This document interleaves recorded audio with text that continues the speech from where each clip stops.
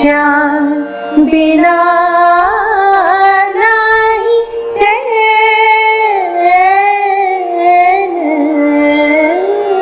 आदाब। आज शाम अवध का कोई एपिसोड नहीं होगा, बल्कि आज सजेगी शाम अवध की महफिल।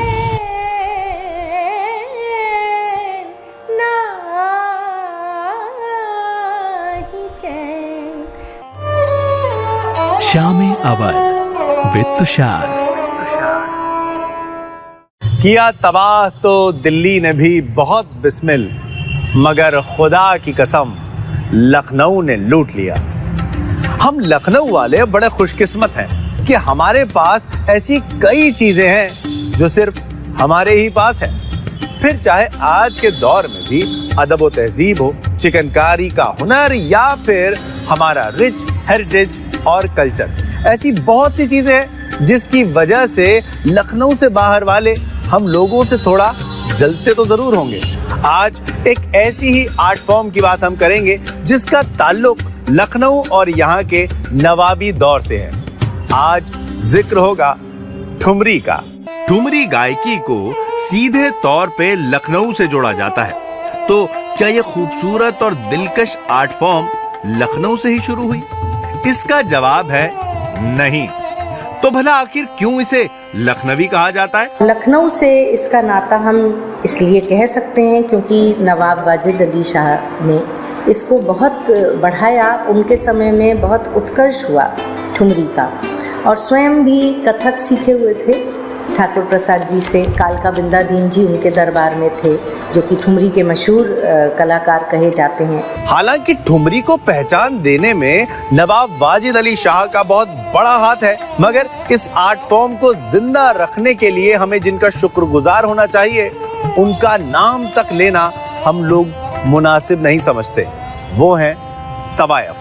हाँ जी, तवायफों का तो बहुत बड़ा योगदान है हमारे शास्त्रीय संगीत को बचाने में भी कह सकते हैं, बढ़ाने में भी कह सकते हैं।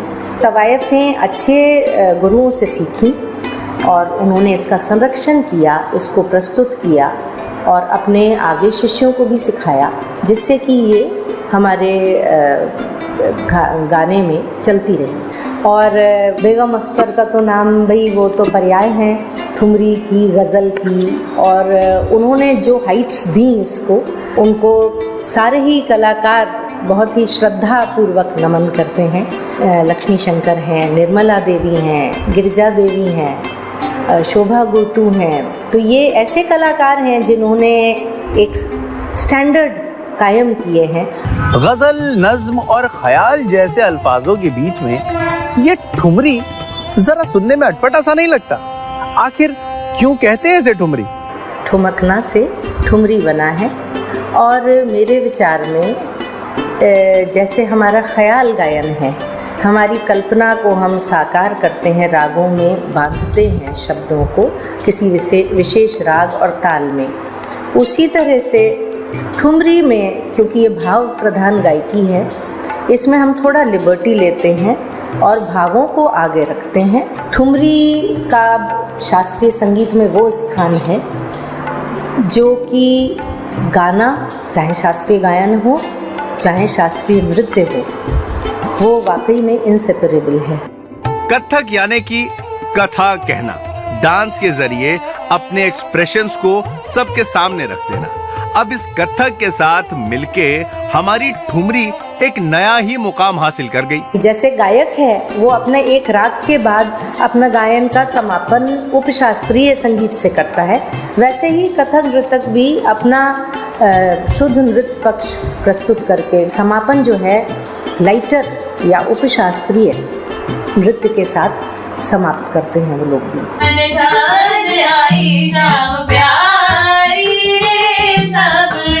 चंद्र बदन मृग नैनी उड़ साड़ी। एक वक्त था जब ठुमरी को गाना अच्छा नहीं माना जाता था और सो कॉल्ड अच्छे घर के लोग इससे परहेज ही किया करते थे, मगर वक्त के साथ लोगों की सोच और समाज में बदलाव आया और आज बड़े बड़े म्यूजिक इंस्टीट्यूट्स में बाकायदा ठुमरी की ट्रेनिंग दी जाती है और इसे सीखने वालों में नौजवानों से लेकर 70 साल के बुजुर्ग तक शामिल हैं। अब की बेर ना जाओ, अब की बेर ना जाओ, ना जाओ पिया परदेस। सखी सावरो गिरधर गोपाल, सखी सावरो गिरधर गोपाल। अब क्या ये किसी करिश्मे से कम है कि वो ठुमरी जिसे कुछ साल पहले तक गाना भी बुरा माना जाता था, उसे आज न सिर्फ लोग सीख रहे हैं बल्कि अपने घर वालों के साथ बाकायदा इसका रियाज भी कर रहे हैं।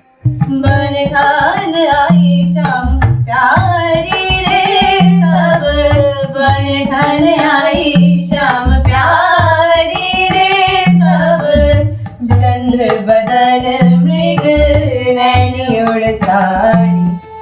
ऐसे बहुत से कला प्रेमी हैं लखनऊ में जो ठुमरी को सिर्फ सीख नहीं बल्कि जी रहे हैं।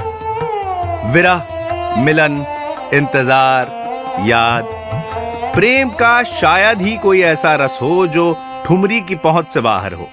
चंदा आए, तारे आए, आने वाले सारे आए।